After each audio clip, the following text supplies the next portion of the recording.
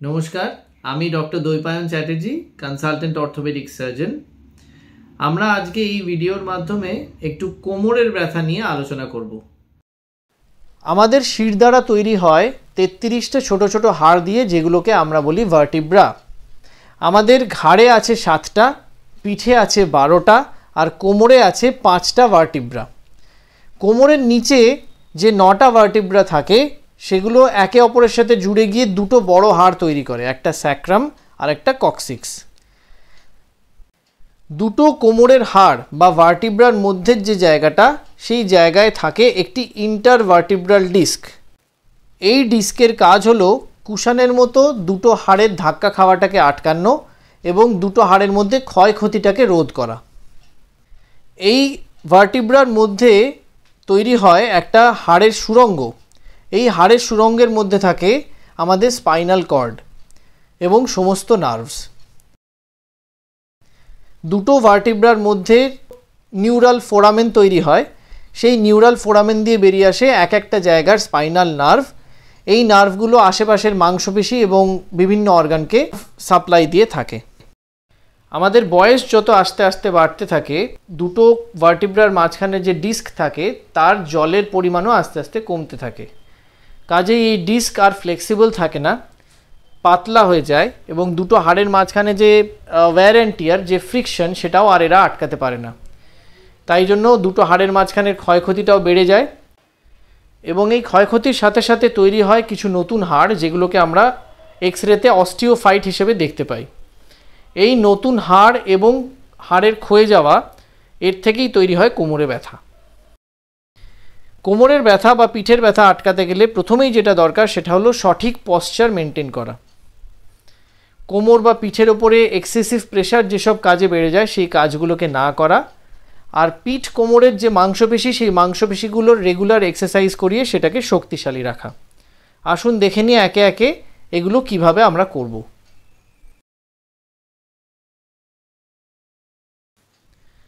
আমাদের মধ্যে অনেক মানুষকেই সারাদিনে 8 থেকে 10 ঘন্টা একটানা বসে কাজকর্ম করতে হয়। এবার এই একটানা বসে থাকতে থাকতে কোমর এবং পিঠে ব্যথা শুরু হয় এবং তার প্রাইমারি কারণ হলো ইমপ্রপার সিটিং পশ্চার।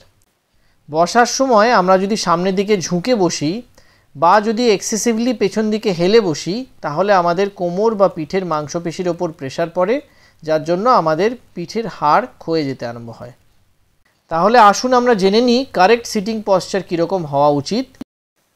আমাদের বসা উচিত শির দ্বারা সোজা রেখে। যে চেয়ারে আমরা বসছি সেই চেয়ার যেন আমাদের পিঠ এবং কোমর দুটোকেই সাপোর্ট দেয়। কম্পিউটার স্ক্রিন যেন থাকে আমাদের চোখের লেভেলে এবং থাকে 1 হাত দূরত্বে। আমাদের কোনোই যেন শরীরের কাছে থাকে আর ফোরাম রেস্টের ওপরে যেন সাপোর্টে থাকে। বসার সময় যে চেয়ারের ওপরে আমরা বসি সেই চেয়ারের আর্গোনমিক্স ইজ ভেরি ইম্পর্ট্যান্ট। চেয়ারের রেক্লিনেশন অ্যাঙ্গেল হওয়া উচিত 100 থেকে 110 ডিগ্রি। চেয়ারটা যেন আমাদের থাইকে সাপোর্ট দেয় এবং আমাদের হাঁটুর সাথে চেয়ারের যেন একটা গ্যাপ থাকে। বসার সময় আমাদের পাটা যেন মাটির ওপরে প্লেস করা থাকে, হাওয়ায় যেন ঝোলানো না থাকে। প্রত্যেক 25 মিনিট কাজ করার পরে আমাদের 1 মিনিটের ব্রেক নেওয়া উচিত, যেই সময় আমরা কম্পিউটারের দিকে আর তাকাবো না। এই ছোট্ট ব্রেক আমাদের পিঠের মাংসপেশিগুলোকে রিজুভিনেট করতে হেল্প করে। এবার আমরা দেখে নেব আমাদের স্লিপিং পশ্চার কীরকম হওয়া উচিত। সোজা হয়ে শোয়ার সময় আমাদের হাঁটুর নিচে একটা বালিশ রাখা উচিত। এই বালিশ আমাদের কোমরের ন্যাচারাল কার্ভেচারটাকে ঠিক রাখতে সাহায্য করে। মাথার নিচে আমরা যে বালিশ দিয়ে শুই সেই বালিশটাও যেন অত্যাধিক মোটা না হয়, আবার খুব পাতলাও যেন না হয়। বালিশটা হওয়া উচিত 4 আঙুল মোটা এবং সেটা আমাদের মাথা এবং ঘাড় দুটোকেই যেন সমানভাবে সাপোর্ট দেয়। পাশ ফিরে শোয়ার সময় আমাদের 2 হাঁটুর মধ্যে একটা বালিশ রাখা উচিত। এই বালিশ আমাদের হিপ জয়েন্ট এবং আমাদের কোমরের ওপর থেকে প্রেশারটাকে কম করে আর আমাদের পিঠ বা কোমরের ব্যথা হওয়া রোধ করে। উপুর হয়ে শুলে আমাদের কোমরের মাংসপেশি এবং হাড়ের ওপরে এক্সেস প্রেশার পড়ে। তাই আপনার যদি অ্যাকিউট ডিস্ক প্রোল্যাপস না হয়ে থাকে বা অন্য কোনো মেডিকেল কন্ডিশন না থাকে যার জন্য আপনাকে ডাক্তারবাবু উপুর হয়ে শুতে বলেছেন, তাহলে এই পশ্চারে না শোয়াই ভালো। Standing posture. দাঁড়াবার সময় আমাদের পেছন দিকে বেঁকে বা সামনের দিকে ঝুঁকে কোনোভাবেই দাঁড়ানো উচিত নয়। দাঁড়াতে হবে শির দ্বারা সোজা করে, কাঁধ পেছন দিকে কিছুটা টানা থাকবে এবং নিচের দিকে ঝোলানো থাকবে, মাথা থাকবে স্ট্রেট, চিন থাকবে সোজা, দুটো পায়ের মাঝখানে গ্যাপ থাকবে আমাদের শোল্ডারের যতটা গ্যাপ সেই সমান, এবং দাঁড়াবার সময় আমরা প্রেশারটা দেব আমাদের পায়ের সামনের দিকে, হিলের দিকে নয়।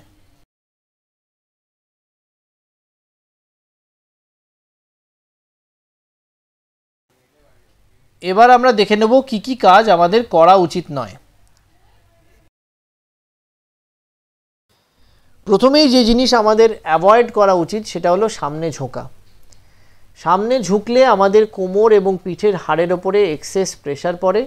এই প্রেশার আলটিমেটলি গিয়ে পড়ে আমাদের কুশান মানে ডিস্কের ওপরে, দিয়ে ডিস্ক পেছন দিকে সরে আসে এবং নার্ভ ও স্পাইনাল কর্ডের ওপরে চাপ সৃষ্টি করে।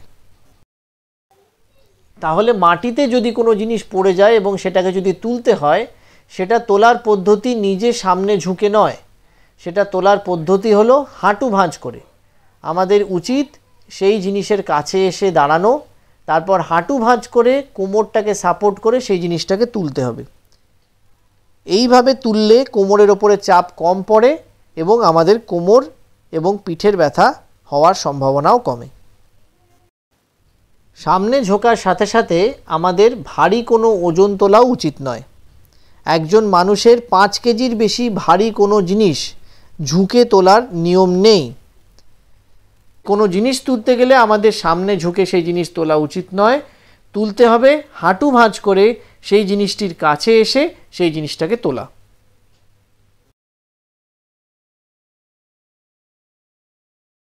এবার আমরা দেখে নেব কি কি এক্সারসাইজ আমাদের কোমরের জন্য খারাপ। এইভাবে দুটো পা সামনের দিকে তোলা মানে স্ট্রেট লেগ রেজ আমরা যেটাকে বলি, সেটা আমাদের একসাথে দুটো পা তোলা কখনোই উচিত নয়।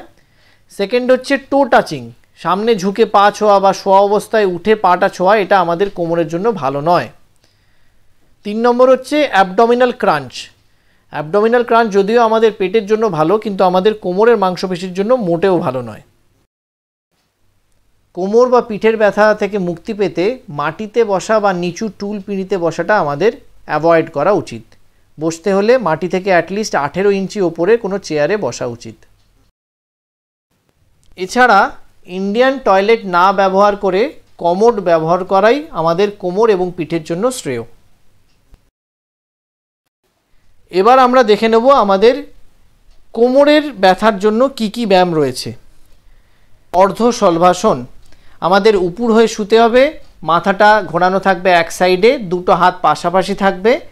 এই অবস্থায় হাঁটুটাকে সোজা রেখে যে কোনো একটা পা মাটি থেকে তোলা হবে, যতটা হাইট অবধি কমফর্টেবলি তুলতে পারছি। হোল্ড করতে হবে 5 সেকেন্ড, সেই পাটা নামিয়ে আবার অন্য পাটা তুলতে হবে, সেটাও হোল্ড করতে হবে 5 সেকেন্ড, নামিয়ে নিতে হবে। এইভাবে ব্যায়ামটা করা মানে আমি একবার ব্যায়ামটা করলাম, এইরকম 15 বার ব্যায়ামটাকে রিপিট করতে হবে সকালে, বিকেলে এবং রাত্রে। আমাদের নেক্সট এক্সারসাইজ ব্রিজ। তার জন্য দরকার আমরা চিত হয়ে শোবো, দুটো হাত পাশাপাশি রাখবো, হাঁটুটাকে ভাঁজ করে পায়ের পাতাটা বিছানার ওপরে রেস্ট করাবো। এইবার পায়ের পাতা আর হাতের ওপরে প্রেশার রেখে আমাদের কোমরটাকে ওঠাতে হবে, উঠিয়ে 5 সেকেন্ড হোল্ড করতে হবে।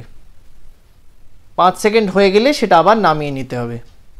এই রকমভাবে 15 বার রিপিট করতে হবে এক্সারসাইজটা, দিনে 3 বেলা।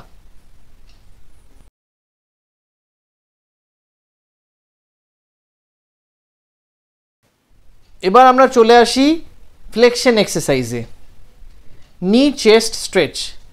তার জন্য যে কোনো একটা হাঁটু আমাদের বুকের দিকে টানতে হবে, ধরে রাখতে হবে 5 সেকেন্ড, সেই হাঁটুটা ছেড়ে দিয়ে অন্য হাঁটুটা এবার বুকের ওপর টানতে হবে, 5 সেকেন্ড ধরে রাখতে হবে, ছেড়ে দিতে হবে। তারপর দুটো হাঁটু একসাথে বুকের দিকে টানতে হবে, ধরে রাখতে হবে 5 সেকেন্ড, ছেড়ে দিতে হবে। একইভাবে 15 বার রিপিটেশন দিনে 3 বেলা এই ব্যায়ামটা করতে হবে। তাহলে বন্ধুরা, আশা করব আপনারা এই ব্যায়ামগুলো বাড়িতে রেগুলার করবেন। কারুর কোনো কোয়েরি থাকলে বা কোনো অসুবিধা হলে আমাকে কমেন্ট সেকশনে জানাবেন, আমি যথাসাধ্য চেষ্টা করব রিপ্লাই দিতে। আর বন্ধুরা, ভুলবেন না লাইক, শেয়ার আর সাবস্ক্রাইব করতে।